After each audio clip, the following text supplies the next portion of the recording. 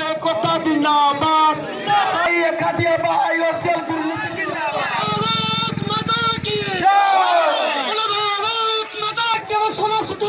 श्रमिक एकता जिंदाबाद जिंदाबाद जिंदाबाद श्रमिक भाई मान रिक्वेस्ट सब स्लोगान देवे श्रमिक एकता जिंदाबाद सब कौटी दुकान बाकी Kaut school fees कौटी medical fees ये देला बेलू तार टंकाटे बंचु नहीं तो जाना दरकार यही श्रमिक भाई। सुरेश चंद्र साहू ऑर्गेनाइजिंग सेक्रेटरी पारादीप एरसमा शिल्पांचल श्रमिक संघ। आज ये जो कला पताका प्रदर्शन चली आज को 3 वर्ष हेब जो चुक्तिनामा आईओसीएल स्वाक्षर करता 18/2/2019 से आमर जानुरी 31/2022 शेष हो जाइए। तार 6 मास पूर्वर आम श्रम अधिकारी मान पाखरे ये चुक्तिनामा स्वाक्षर करने चार्टर ऑफ डिमांड देइथिलु। तेणु ये आईओसीएल मैनेजमेंट सी 6 मास बीती जाई वर्तमान फेब्रुआरी 1/2022 ठारू नुआ चुक्तिनामा स्वाक्षर करी पिला मानकर नूतन दरमा लागू होगा परिवर्ते आज को 6 मास हम ताकू गड़े चली।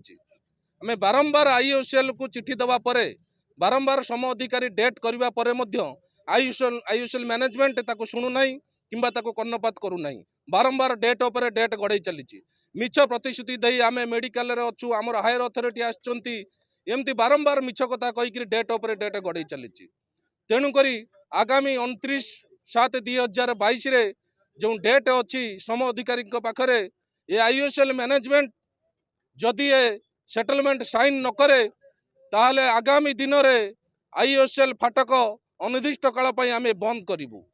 कारण ये आईओसीएल मैनेजमेंट निजे चुक्ति करिछि जे मु 3 वर्ष को थरे नेका सेटलमेंट करी एवं ता सहित आउ जो असुविधा सब रही आछि से भी लिखित प्रतिश्रुति देछि जे एठी कैंटीन रो सुविधा जोगई देवा पई एवं बिना मूल्य रे पार्किंग सेट जोगई देवा पई एवं एठी टेंडर सरीबार 3 मास पूर्व टेंडर करिया पई ये जो चुक्ति सब से आम सहित करथिला बा रिटर्न रे लेखिकिरी देइथिला ताकू सब से कार्यकारी करूना। ये जो बारंबार ये जो समस्या से करी आसुची आमे बाध्य होइकिरी आज ये कला पताका प्रदर्शन करिचु एवं ए आईओसीएल को भी चेतई दउचु जदि आईओसीएल मैनेजमेंट यथाशीघ्र को पालन न करे कि चुक्तिनामा स्वाक्षर न करे ताला आगामी दिन में आईओसीएल फाटक अनिर्दिष्ट काल बंद करा जिवो। समीर विश्व साधारण संपादक पारादीप एरसमा शिल्पांचल श्रमिक संघ। आज आमर ये जो शांतिपूर्ण भाव में जो प्रदर्शन कला पताकार प्रदर्शन करा जायथिला तार मुख्य उद्देश्य होची 18/2/2019 एक वेज सेटलमेंट होता आमर आईओसीएल रिफाइनरी मैनेजमेंट सहित तार समय सीमा जानुरी 31/2022 शेष हो जाइए एवं बर्तमान 6 मास बीती जाइए।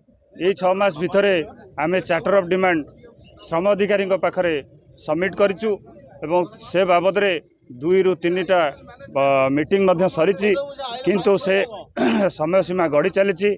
आईओसीएल रिफाइनरी तरफ जो भाव में विलंब करा जाउची तार प्रतिवाद रे आज ये डेमोन्स्ट्रेशन करा जाइछि।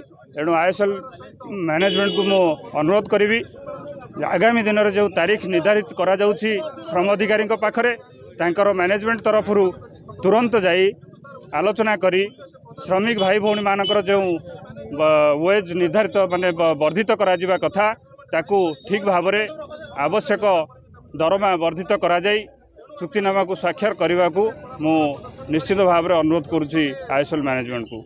एवं आगामी दिन में जदि ये विलंब आईओसीएल मैनेजमेंट तरफ करा जाए ताहले आमे बाध्य होई आईन अनुसार 14 दिनिया नोटिस दे आमे आईओसीएल फाटक को बंद करिवो।